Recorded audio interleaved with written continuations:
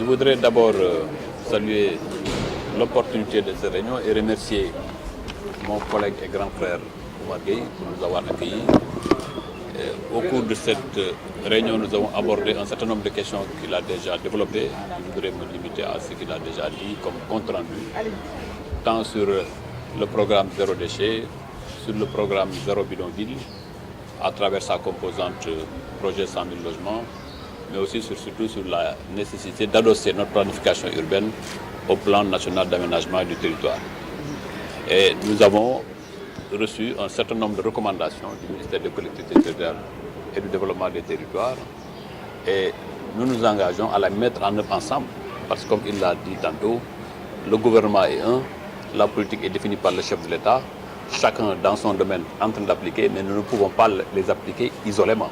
Et la preuve la plus éclatante que nous donnons de cette solidarité, c'est cette rencontre que nous avons décidé de pérenniser et d'être en concertation permanente pour l'application des directives du chef de l'État.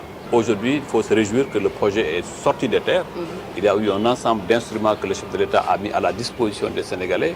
La loi sur l'habitat social, la SAFRU qui a été mise en place, le fonds pour l'habitat social qui a été mis en place.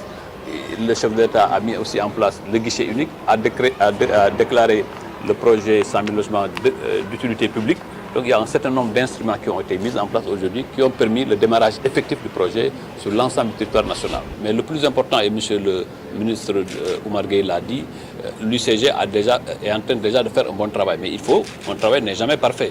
Il faut davantage le consolider parce qu'il y a des limites légales et réglementaires que nous avons à travers le code des collectivités locales. Certaines attributions et certaines compétences sont dévolues aux maires, mais l'État reste un, malgré sa volonté d'être déconcentré ou décentralisé.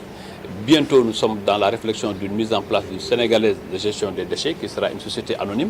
Sur cette question aussi, nous avons largement discuté avec le ministère des collectivités territoriales. Nous avons une large convergence sur la question. Nous continuerons les discussions avec les autres ministères. Malgré les attributions dévolues aux conseils municipaux, aux maires notamment, le problème majeur, c'est le problème de la rareté des moyens, le problème de l'insuffisance des moyens. L'UCG est en train de donner un coup de main à l'ensemble des collectivités locales dans le pays. Auparavant, c'était simplement localisé à Dakar. Aujourd'hui, l'UCG est dans tout le pays pour aider les collectivités locales à prendre en charge cette compétence. Maintenant, nous avons décidé aussi d'aller plus loin sur instruction du chef de l'État, de faire une mutation de l'UCG pour aller vers une sénégalaise de gestion des déchets qui va plus largement, en relation avec les maires, en relation avec le ministère des collectivités territoriales, trouver un moyen d'équilibre pour que aucune compétence ne soit empiétée et que nous, ensemble, nous assumions cette compétence générale. Vous savez que le ministère en charge de l'urbanisme, de l'hygiène publique, gère des aspects extrêmement importants dans notre vécu quotidien. Il s'agit dans un premier temps de la gestion des déchets avec l'UCG et qui implique les collectivités territoriales. De par le Code général des collectivités territoriales, qui est donc une loi, la gestion des déchets solides incombe aux collectivités territoriales. Et l'UCG est en train donc de faire un excellent travail qui nécessite une collaboration, une implication parfaite des collectivités territoriales.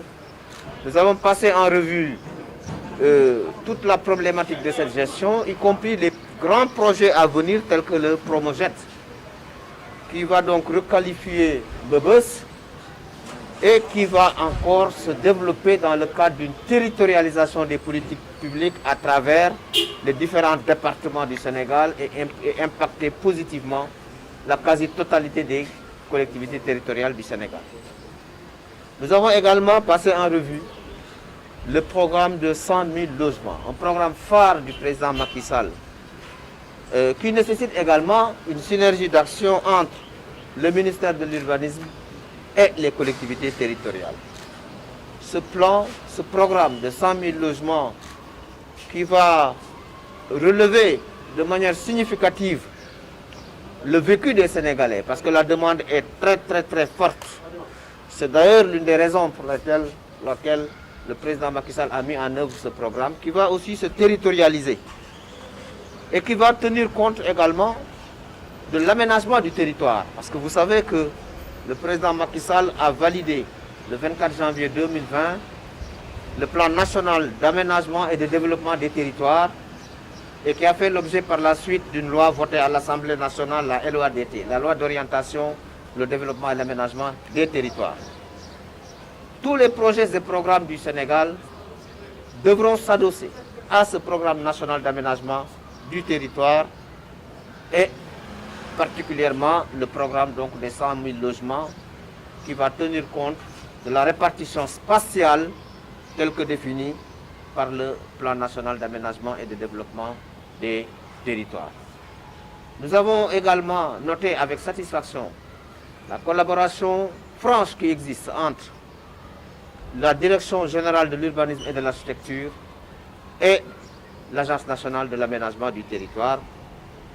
Et cette direction et cette agence travaillent en parfaite synergie pour tout ce qui est planification.